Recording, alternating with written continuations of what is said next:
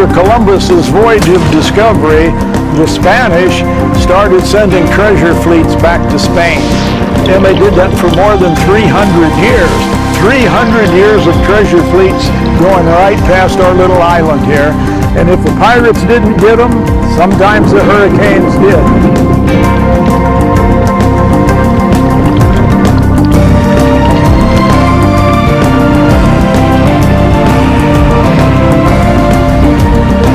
There's nothing like the sound of silver. This is what it's all about. There's one thing for sure, if you don't go out and look, you'll never find it.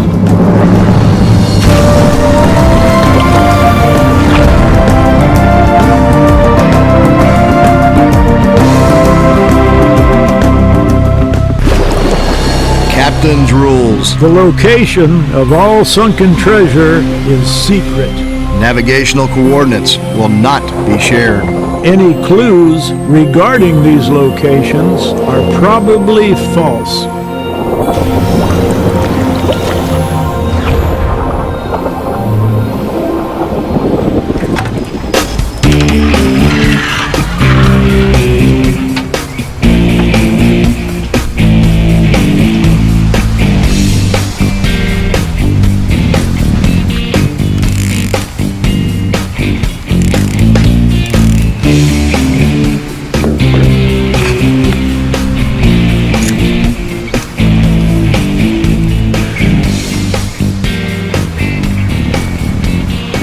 The gold plate story came to me by way of a good friend of mine, Herman Egerton. Herman told me about this friend of his that was involved in the recovery of a gold plate, solid gold plate. Now there are a few in the world, but they're very rare.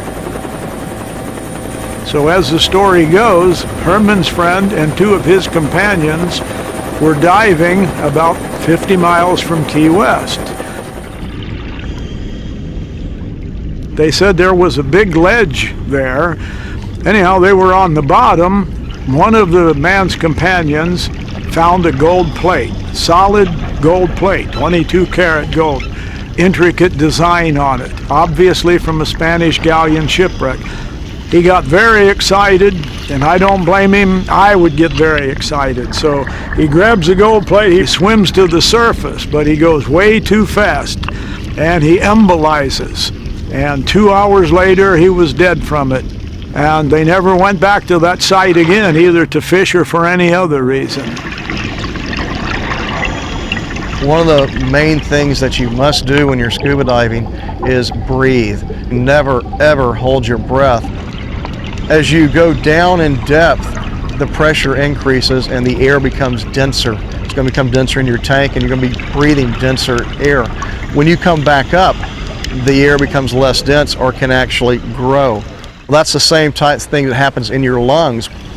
Well, if you come up too fast or if you hold your breath, those bubbles will grow and get bigger, causing what's called an embolism. Carl, this is the original chart that Joe put these numbers on. So I'm asking Herman, is this a true story? He said, yes, it is. I've known this guy all my life practically, and he doesn't lie, and he told the truth. So Herman went up to visit him, and they dug the charts out and everything. He had lost his original logbook with the numbers on it. So he drew this on the chart, which...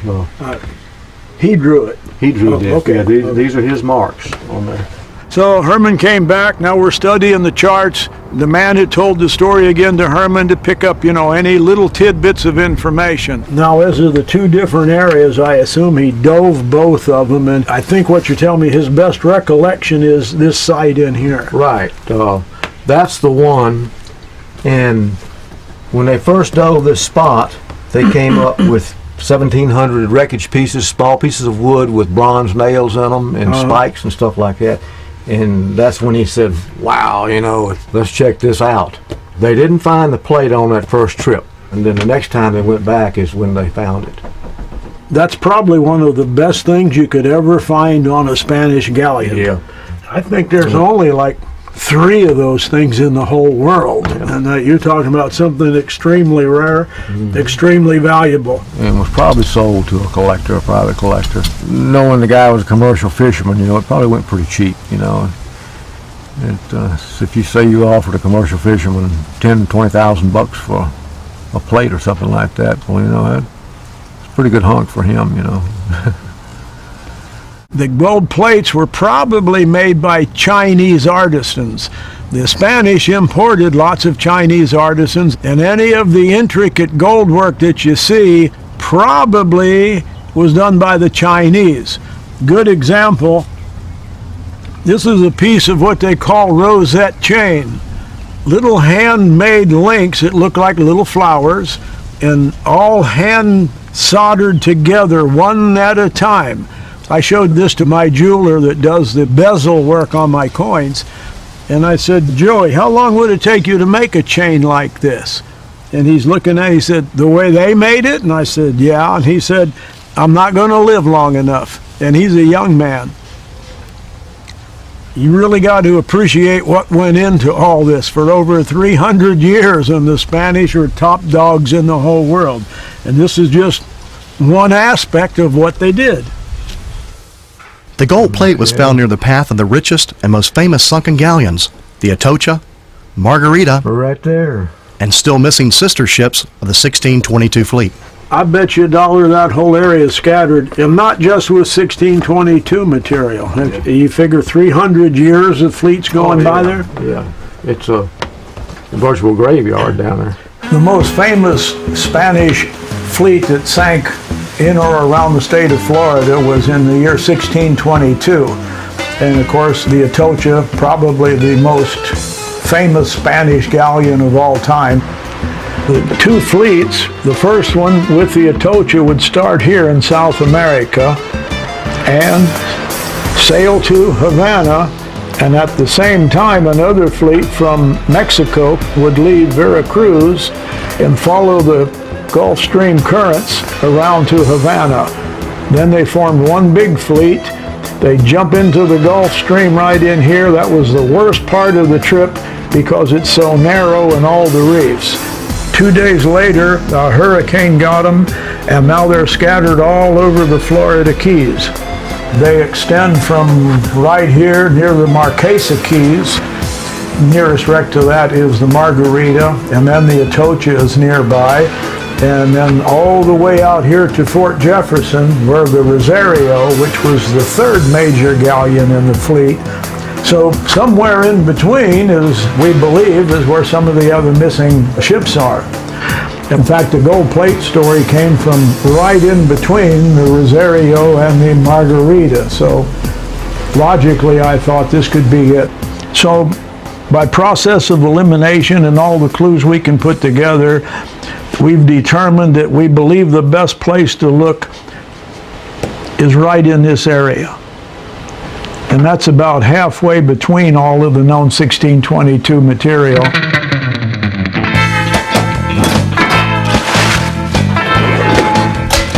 Hello, Dennis. How's it going, bro? Gary? Good to see you. Good, man. Got the hooker ready for you. Hey, Herman.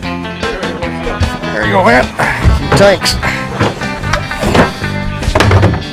Dude, Is that all you're bringing for a week? I know how to pack. All right. Well, we'll check this thing out and make sure it's good to go. Gary, we're gonna need this here. Yeah, we'll need that snorkel. The first little expedition we put together cost us a little over $2,000. We were sitting around here in the Keys and we figured, well, hell, we've got a lead on this gold plate. So the three of us pocketed our money into one little pool there, filled this boat up, and that's how it started.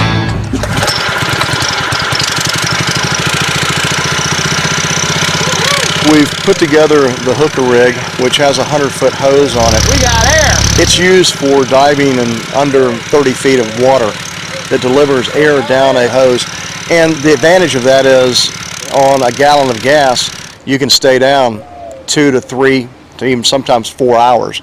So it's a very, very good piece of equipment for what we're doing, searching shallow water. Well, this checks out pretty good. Everything looks good here, Fizz, Dennis. So I wish I was going with you guys, but I got to go back to the dive shop. Well, I wish you could too, dude. well. Ordinarily, I'd insult you, but I feel sorry now. We'll bring you back some gold. Yeah, absolutely, do that. I mean, maybe next time, but good luck to you, okay? Guys.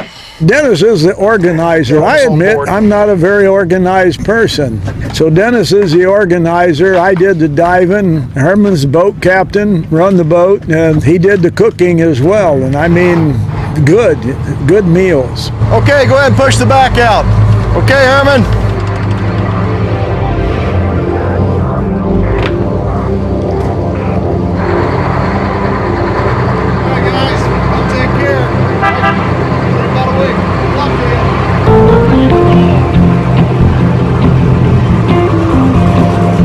Unfortunately, it happened to be right at Gary's busy time, so he had to stay back and work. It ticks me off that I can't go. It makes me mad that I can't go with them. I have to stay at the dive shop, so I'm sad. I'm excited for them, but I'm sad for myself because I have to stay behind.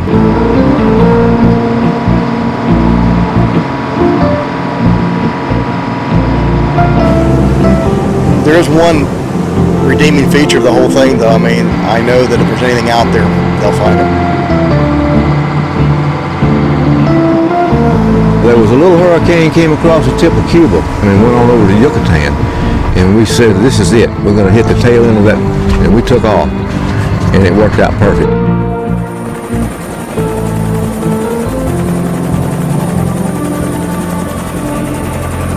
If anybody does any sailing or boating at all and they've been in the Florida Straits, they know it's probably one of the most treacherous parts of Florida as far as water.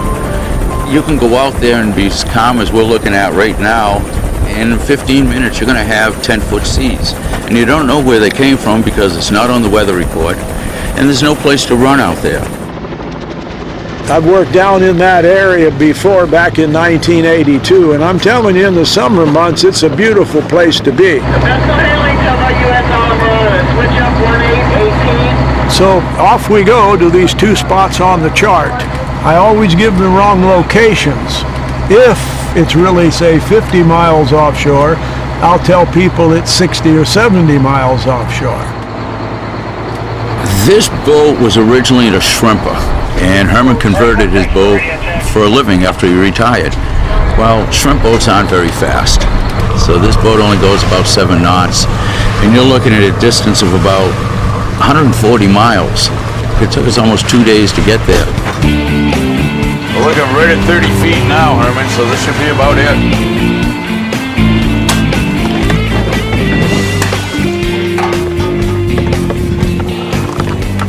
Okay, Kyle, hook and rig's ready.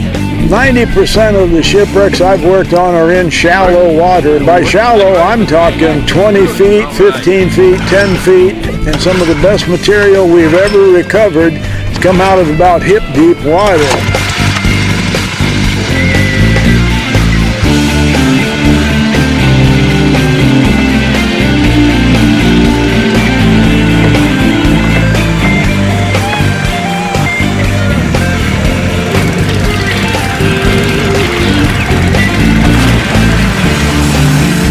I just can't figure out how Herman's buddy here died in 30 foot of water. I guess it's possible, but it's not probable. It's a mystery. It doesn't make sense how that happened.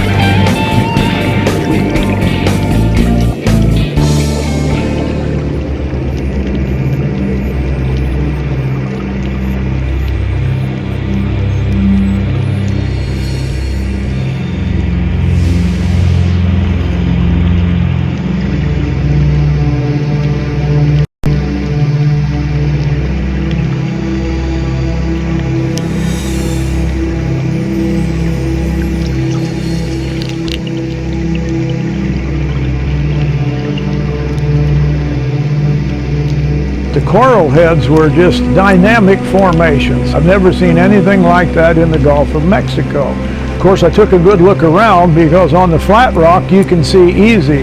But when you get into the coral heads and the cracks and the sea fans and things like that, then you have to go really slow and look around.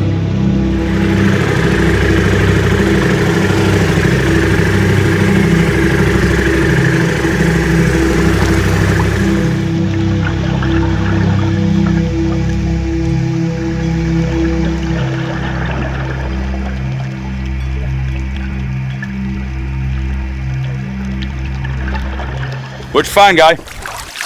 I didn't see anything wrecky at all, old or new. But, you know, we got like a 2-mile stretch of reef here, and it's just not likely we'd drop in on it the first time. Anyway, at least we know there's nothing here. Okay, you want to go up 50 feet, 100 feet? How far you want to At go? least 100. I got 100 feet of line, so Sound good, Herman? yeah, that'll be close enough. That'll work. What's the bottom look like here? It's kind of like sandy, reefy, rocky, rubbly, but nothing showing that Mother Nature didn't put there, so. Excuse me. How'd that taste? Salty. How come you haven't got the gold yet? I'm working on it. Well, let's go. But we got 2 more miles of reef to look at. All right, Herman, we ready to move?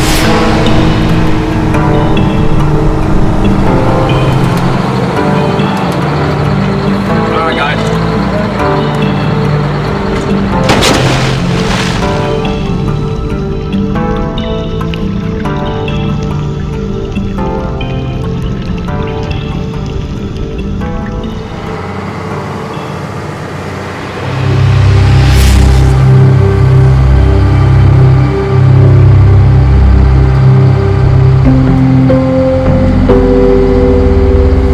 We'll sit here tonight, maybe catch some fish, and then first light, we'll move up maybe a couple of 100 more feet. Who's going? You want to go, Kyle? No, you do it because you're better than me at fishing. Well, I'm hungry, so I'm not going to let you do it. I'm hungry too. You get one yet? You know, there's still some missing ships off that 1622 fleet. In fact, when we first heard about the gold plate, I thought, it's got to be one of those missing boats. And we're in the right area for it. There was a 4th one found. It was that deep water wreck, 1,500 feet. And that was back in 1984, I think they got that. So the rest of them are laying somewhere in the ocean. So I had a lot of faith in that story after Herman convinced me it was true. Kyle, you get anything yet? Getting any bites? Yeah, I got a really big one, but I threw it back. I'm getting some bites over here. There's something down there. I'm gonna bite you. Oh, I'm telling you. There he is. I got dinner coming. I hate you. No, you don't. Not when you start eating, you won't. Now, this is how you're supposed to do it, Kyle. Shut up. Dennis, you want to try this? Absolutely. See what you think. Done? Done. Oh, yellow tail, one of my favorites. The little garlics don't take long. Sauteed in olive oil. What the hell? Oh, boy. Excuse Hey, me. Herman, that looks good. Older with people bread? first. We're gonna have to do this more often.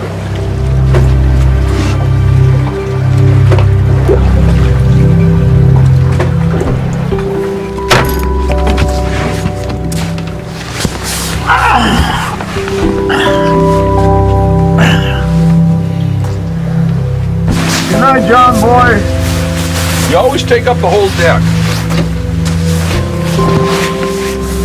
Herman, thanks for the meal. You're a good cook. I'll have Kyle cook eggs in the morning. Dennis wants to marry you. Tonight, with full bellies and a reef brimming with prospects, the treasure divers rest easy in hopes that the next few days will bring the stuff dreams are made of. When Treasure Divers continues, there's Spanish treasure down there, and Fizz only has a few days left to search this reef and find it.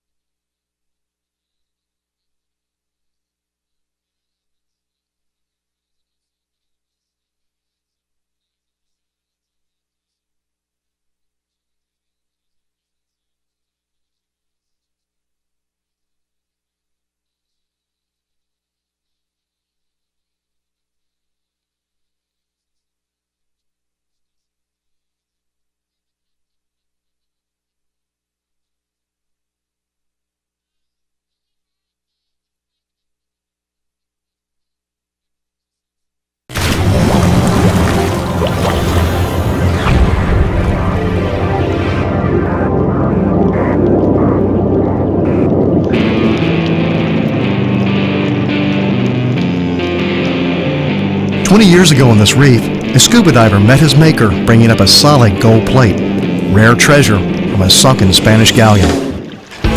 Now with only 3 to 4 days worth of air, food, and gas, Fizz will dive every inch of this reef in search of the shipwreck and its spoils.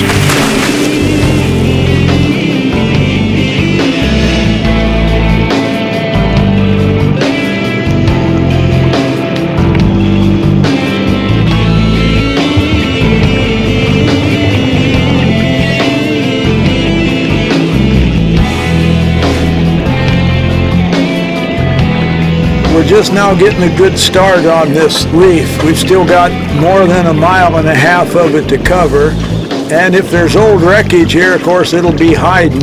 You know, I'm going to look in all the cracks and crevices. And hopefully some of the old iron nails would be attached to the reef. Most of the time, that's what you see all through the Keys.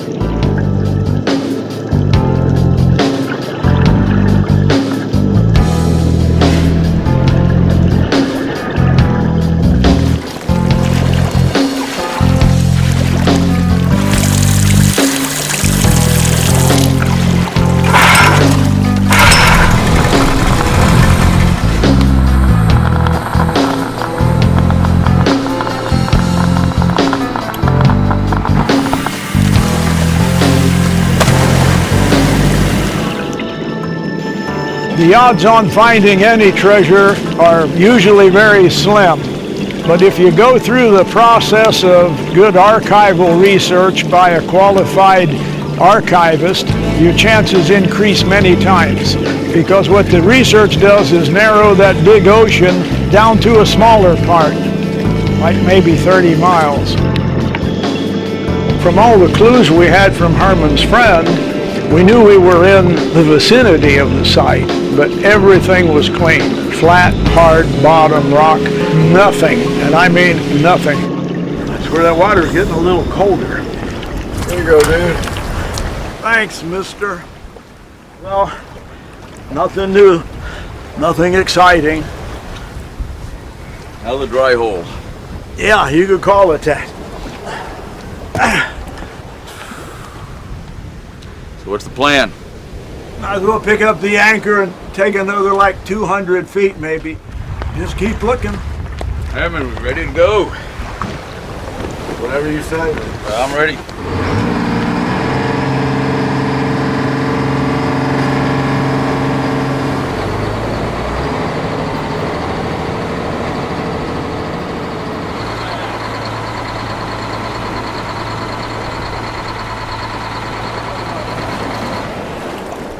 Silence is golden, isn't it? How about a cold beer? Okay. Talk you into it? Yeah. What's on the chow list today, Herman?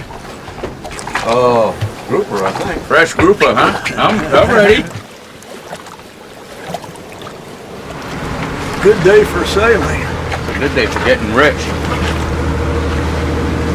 We've got several reef areas where wrecks from different periods of time have drug across it. What'll kill one ship will kill another, and it did. 300 years of hurricanes with the Spanish.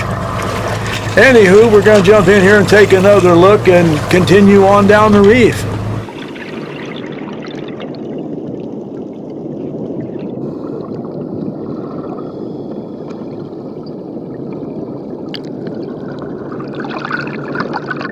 In 3 days now, we're back to the other end, and when I climb on the boat, I've got 1 tank of air left, and say, well, fellas, I think this is it. We didn't find it. Let's, besides, we're out of beer, so let's pack it up and head north. Sounds good to me. Herman, you ready? That'll work. Yeah. I'll get the hook. You want to get the engine? Well, we took a good shot at it. We've been here like 4 or 5 days, and it's sure not the site the gold plate came from. We're going to regroup, run back up to the panhandle, see Herman's friend, and maybe he's got his old charts dug out by now. So that's what we're going. We're going home.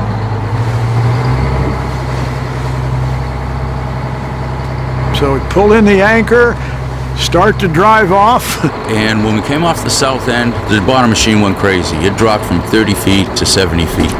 They said there was no gradual fade on it, it just dropped. It was a sheer face. And you don't see that too often, especially in Florida and the Gulf of Mexico. There are no cliffs, there are no drop-offs. It went from 30 to 70, just like that. No slope, no anything, just off. Just a sheer drop. I thought something, a glitch. I said, Herman, go around again. He swings around, we go over it, zing, one more time. 40-foot ledge, a ledge 40 foot. Maybe we found out why that kid died. And then I realized it's a lot easier to embolize from 70 feet than it is from 30. So I dropped the anchor. Okay, guy, we got about a half a tank left here that you started yesterday. I think this is about it. Okay. You're going, what, 70 feet? Yeah, I've never seen a 70-foot ledge before. You know, I've been diving the Gulf of Mexico 35 years, and when you see ledges, they're like 6 inches to 1 foot, and I saw some really big ones that are 5 and 6 feet, but I've never even heard of one 30, 40 feet. That's amazing. Well. Hey! Rock and roll! Hold on! Road wave. Remember, you only got 1,500 pounds. Okay, I'm gonna watch the gauge. Yes, keep an eye on your computer. Oh, Up you go!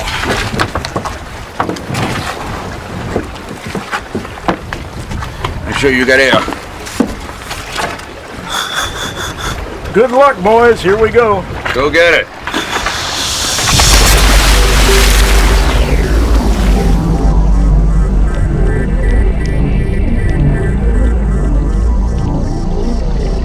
I go down the anchor line with half a tank of air to start. I'm pulling it. Sure enough, I can see the chain hanging over, and I said, "This is it," because I thought that wreck would be at the bottom.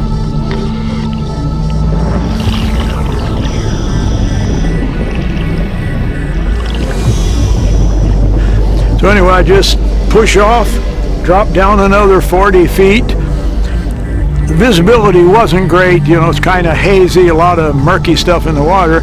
I turned around, and there it is. I'm looking at a wall 40 feet up, and as far as I can see on either side. So I figured out how come the man embolized. And now I think, well, let's take a look around, see if I can see old wreckage down here.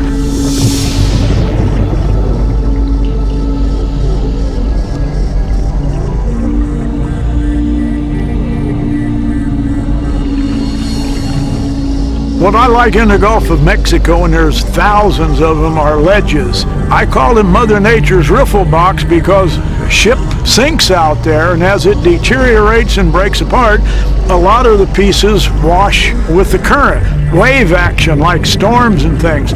But they'll only go to that ledge, and then they stop. And I found a lot of shipwreck artifacts against ledges. So we took a good look around this ledge area, and as I'm swimming, there were numerous openings in it. Numerous ledges, numerous drop-offs. It's it's a unique area.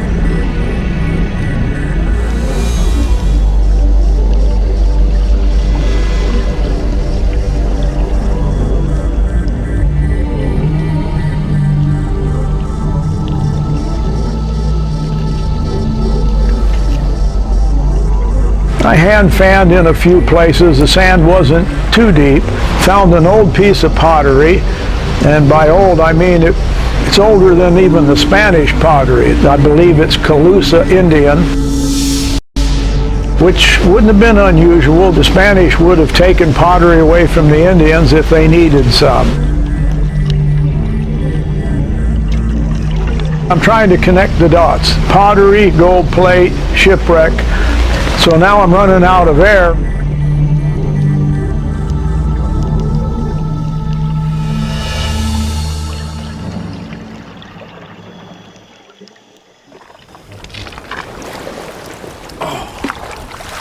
See, guy. Hold this. Kyle, what do we got here? That's a piece of pottery. It was right down on the very bottom. And I ain't never seen nothing like that. And this trip isn't a wasted trip then? No, I don't think so now. I go down the anchor line and I can see the chain hanging over the ledge. And I look, I thought, holy Jiminy. And the water's kind of murky. I couldn't see to the bottom, so I just hopped off, floated down, turned around and looked. It's a sheer wall. There is no taper to it, just like the depth finder showed. I just looked down right where the sand meets the ledge, and here this was. And I know that doesn't look like much, but I'm here to tell you that's a piece of pottery. How old do you think? It looks identical to me to the same pieces I picked up that was collusive. It's like we get a clue, but the clue brings another mystery. We might have the right spot. We may have. Sorry, we didn't bring a little more equipment, but let's head back, let's regroup, let's re-gear, let's get Gary, and he's just going to have to take a few days off now. Sounds good to me. I'm ready. Now we know that we have something we're going to chase. The pottery piece, again, is lightweight, and yeah, it could tumble for miles. Whenever the Spanish needed something, if the Indians had it, they'd take it away, just, like a pottery jug. Hey, we need that. And that's one way collusive pottery could get on a Spanish ship. I'm certain that the gold plate came from one of the Spanish vessels in the area. There are several of them missing, and Spanish galleons have been found on both sides of this area. So we're going to go back. I want to go back there bad because gold plates just don't float around in the Gulf. That gold plate was accompanied by the rest of the treasure. It's there. I want it. Now that we've confirmed the location of the gold plate discovery, it's time to call in the big guns and see what else lies at the bottom of that 70-foot ledge. Treasure divers will be right back.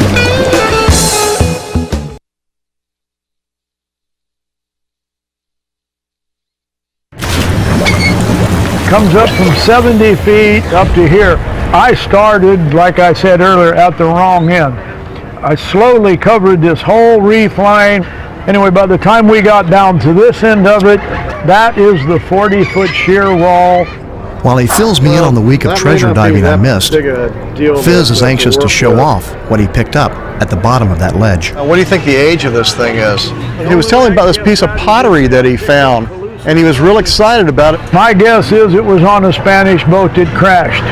Pottery washes in, gold plates wash in.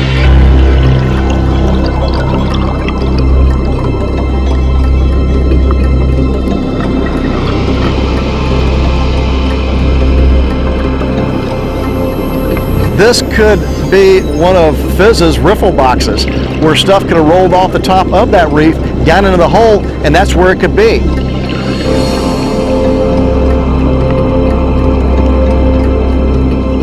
It's in a location where a ship was known to have gone down in 1622. A gold plate was found there. I mean, you got a gold plate, you've got pottery that's thousands of years old.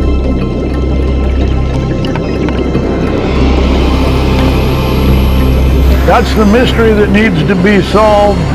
Where did the piece of pottery come from? Before we can track it down, we need to deal with the marine sanctuary. Back in the 1990s, all of Florida Keys was set aside as a marine sanctuary, and it's a protected area. The entire area has certain rules and regulations set aside by the federal government. And one of the things you can't do is disturb the coral, you can't disturb seagrass, you have to have permits to go and collect fish.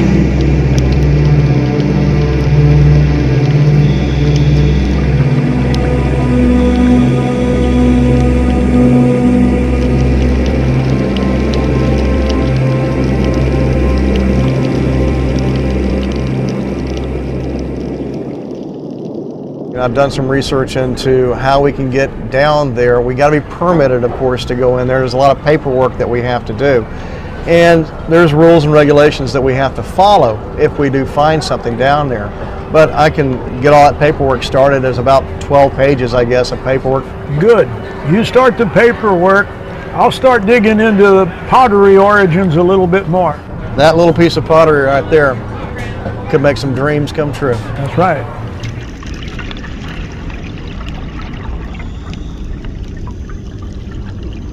At the bottom of a 40-foot ledge, smack dab in the National Marine Sanctuary, our treasure awaits. Our next move? Get the state's permission to more thoroughly study the site. It's not really a hard thing to do. A lot of paperwork that you have to go through, as well as you have to have experts behind you.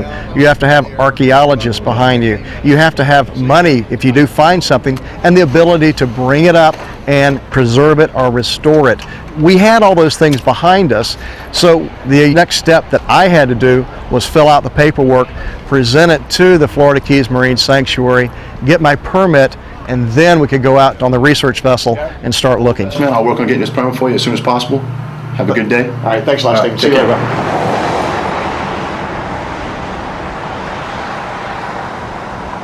Besides a state permit, what we really needed out of the ledge was a large, liveaboard vessel. You know, we've been looking for a lot of boats out there and trying to find one that's going to be perfect for this mission. And we need something that is going to provide us some amenities. We need a boat that's going to be safe out there. The seas can kick up pretty quickly where we're going. We're 45 miles offshore.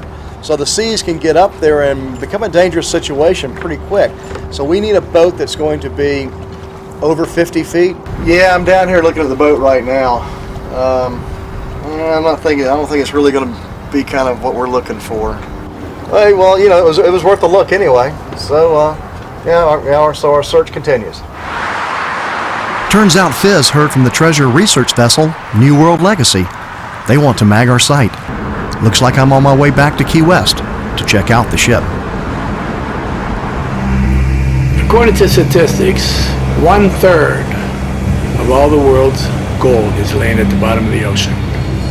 For 300 years, the Spanish plundered and took that gold home. For 300 years. That's 100 years older than we are. Hence, the name on this ship is New World Legacy, because we're going to bring that legacy back to the New World where it belongs. Captain. Yes. Can I have permission to come aboard, sir? Come aboard.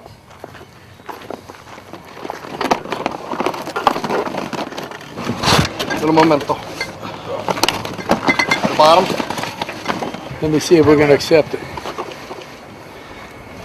All right, very good. Captain Charles Nelson is eager to show off the New World Legacy. Here, a large crew can live and work comfortably for a month at a time. And the best part? This ship was built to find and recover Spanish treasure. Take it right to the bridge, my man. The unique thing about the New World Legacy, she's designed to do exactly what she does. She's all aluminum, her hull. The full design was to bring up Spanish galleons. There's no ifs, ands, or buts. It's not a ship that's been converted. She's mission specific. Now, the reason it looks so shabby is because we've just taken all the paint off. You know, I kind of don't want anybody on board when she's looking like this. Yeah, but, that's all right. But, you know, it's like a woman in a beauty shop. You'd much rather see her coming out. Well, this back here is something that's unique to most treasure hunters and treasure ships. It's kind of what kind of signifies one ship as being a treasure ship. Amen. And full throttle. How far down can you blow, Well, and you know, what size of hole can you blow? The interesting thing is we can take overburden off almost to any degree. It's like when you're in an area and you touch the bottom and the silt comes rolling up. If you have these on, it's like a fan blowing through a smoky room. Right. So it just keeps the bottom clean. Here's where it all takes place. That's where it takes place. Side scan sonar, it had the magnetometer, it had the electronics on board to go out and do the remote sensing, and the personnel on board to actually work that equipment. The New World Legacy is the perfect ship to complete the survey out of the ledge. Now when the permit comes through, we'll be good to go. You know, there's one great thing about working with Fizz. His reputation precedes him. So people knew who Carl Fismer was, and being associated with them did help get the permit. So the permit that we got from the Florida Keys Marine Sanctuary allows us to go out and mag the area to see what we could find ferrous metal-wise. We met up right here in Key West. As a matter of fact, the dock right over there, they came in and picked me up. And as soon as the forecast called for a break in the weather, we powered out to the Gold Plate site for a week of remote sensing and exploratory diving. I was more interested in looking at an area that Fizz had already described to me and where this piece of pottery came from.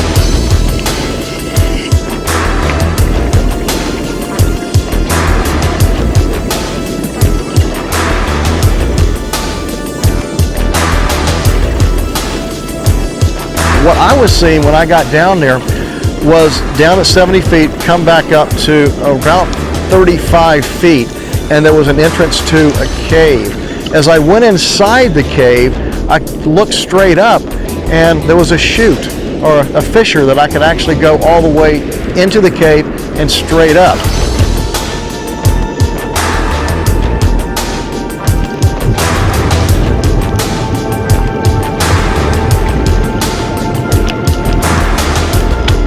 You know, there's a lot of different ideas about where that gold plate came from. It could be from the Atocha, the Margarita. Those ships went down in 1622, only 18 miles to the southeast of this location. So I don't think it really came from a ship that was passing by and somebody threw it overboard. It had to come from a shipwreck somewhere, and that's what we're out there to find, that shipwreck and where that gold plate came from.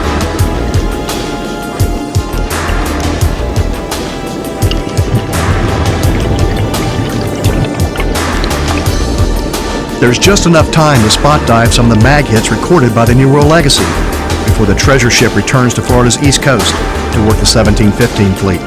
The next step, get back out here with Fizz and dive every inch of this ledge.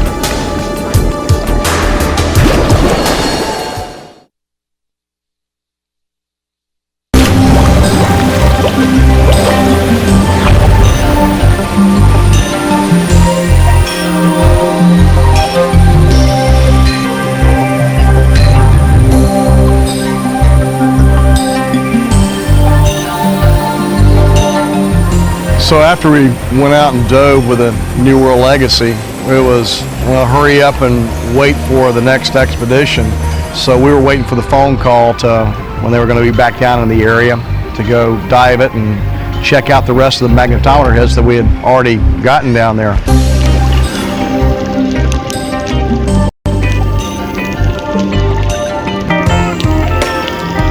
You better believe we're anxious to get back there, no question about it. It's a new area.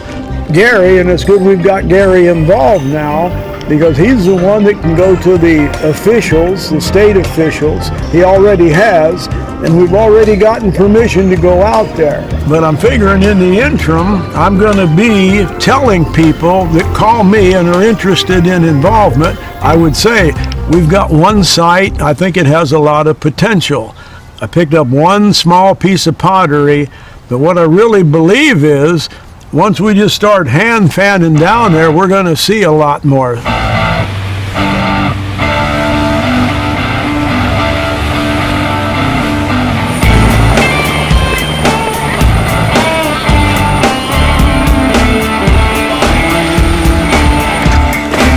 I really don't sit around waiting for that phone call to come. I'm out kind of living my dream of diving the scuba diving capital of the world, the beautiful Florida Keys.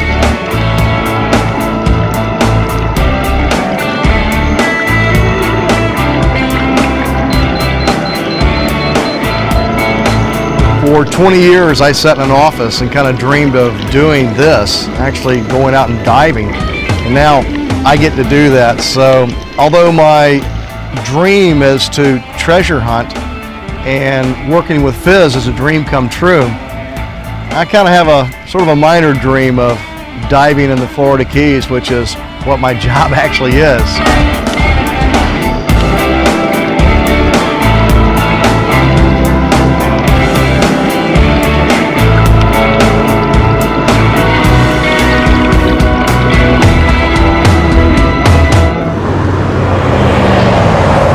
Meanwhile, down here in the Keys, I have quite a bit to do. Hi. Hi there. How are you, Captain Fizz? I'm fine. Good to see you. Very good to see you, sir. What'd you bring us today?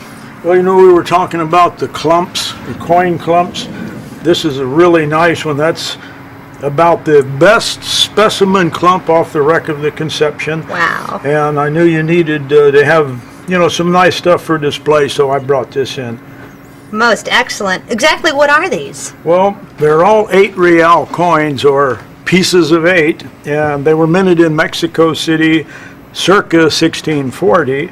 That's a fabulous item. I think it'll be a great exhibit piece. I guarantee everybody goes through your museum is going to say, wow, look at that. Some of the other helmets that you see go as far back as the Civil War. The History of Diving Museum was founded by Doctors Joe and Sally Bauer, and it focuses on the collection that they've amassed over the last 40 years, encompassing diving from its earliest beginnings to current times. Diving did occur actually over 3,000 years ago in free diving, and it was documented by such figures as Aristotle and Da Vinci. The helmet collection in particular is probably our specialty. The Bauers were very comprehensive, not only in the acquisition of very obscure helmets, but also the provenance of the helmets, their applications, the history, and they made an endeavor to acquire a helmet from every nation in the world that ever made a helmet. Well, we're very fortunate to be friends professionally with Captain Fizmer.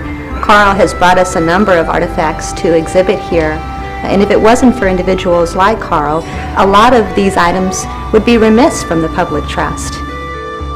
They've done a special tribute to Art McKee, and he is the father of modern-day treasure hunting. Everybody that's anybody in our business has broke in under Art McKee, including myself. Not only is Carl an acquirer of treasure as a professional treasure salver, but as a historian, really, he's managed to collect, preserve, and assemble a lot of things that pertain to Florida history, not just diving history. And it's because of him that that type of history is represented in this museum. Something I do in my spare time, which isn't often, I walk the beaches. Sometimes you can metal detect and sometimes you can't.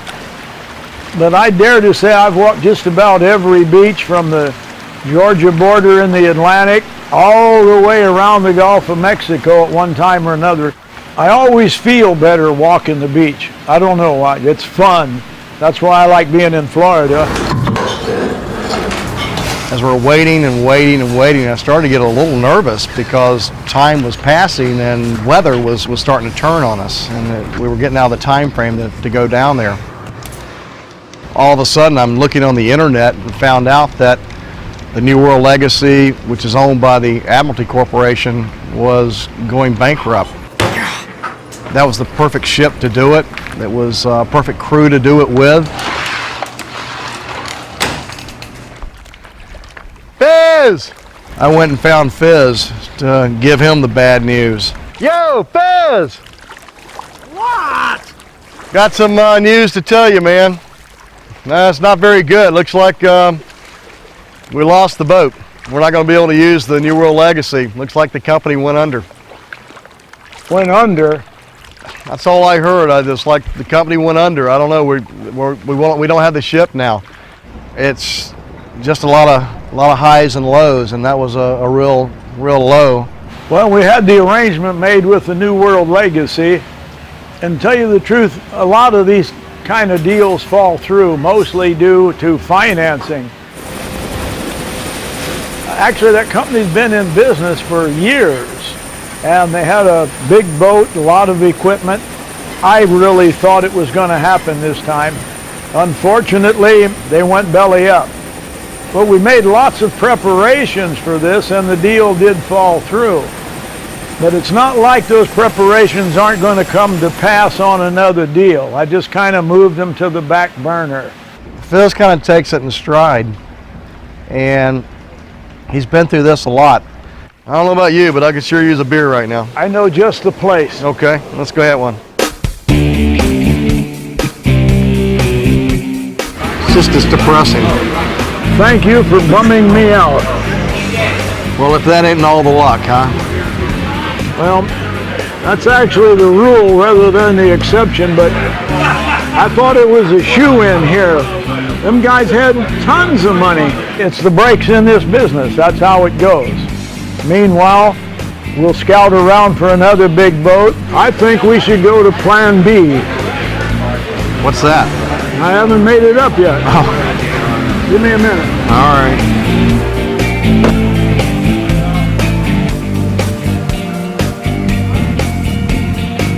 Hey guys! Hey, boy. What's up, man? How you doing? Good to see you, buddy. Hey, young man. How Hey you doing? Carl, how's it going, buddy? And right then and there, almost like 5-10 minutes later, somebody else comes up. They recognize Fizz as being the treasure hunter he is, and offer another site that we get to go look at. About how far offshore? I'd say maybe half a mile, 3/4 of a mile. The man does dive, but he's primarily a fisherman, and he noticed a scatter of ballast rocks. And when he told us about that, Gary and I both perked up noticeably. Sounds like it might be a ballast scatter, ballast rocks. Ooh, maybe off an old Spanish galleon. If we're lucky, off an old Spanish galleon. Well, if you got Sounds like the rest of it may be buried from what he said. 300 years of shipping, 300 years of sinking. It's always worth checking out, so at least we have Plan B. Well, if you've got the time, I've got the numbers. Let's go down and get some treasure. Let's do it, buddy. All right, Great. all right. Sounds good. Isn't it amazing? Something just kind of comes along. I Here's to told you. you, that's Plan B. That's what it is. Just telling you, Plan B was going to happen. Well, there you go. I'm glad to be a Plan B. Plan C is chicken wings. Where are those wings? Yeah. Oh, there they are. Hey. Got some chicken wings here. Oh boy. Thanks a lot. Come on up, meet some, man. All right, Dad. Yeah, let's go with the wing. All right. How's that? That's good stuff. If God made anything better, he kept it for himself. Mm-hmm.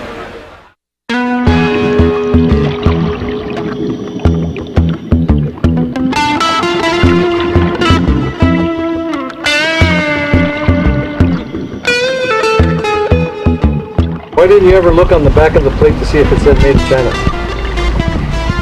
Wouldn't that tip you off?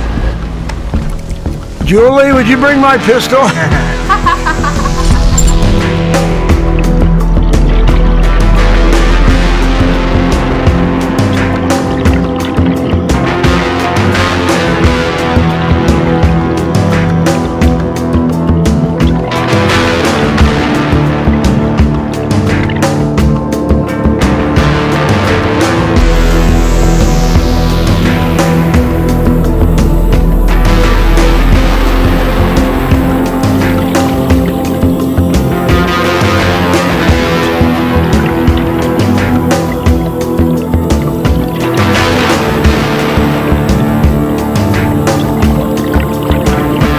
But enough about me. We've got a couple seconds left. Tell us your life story. The end.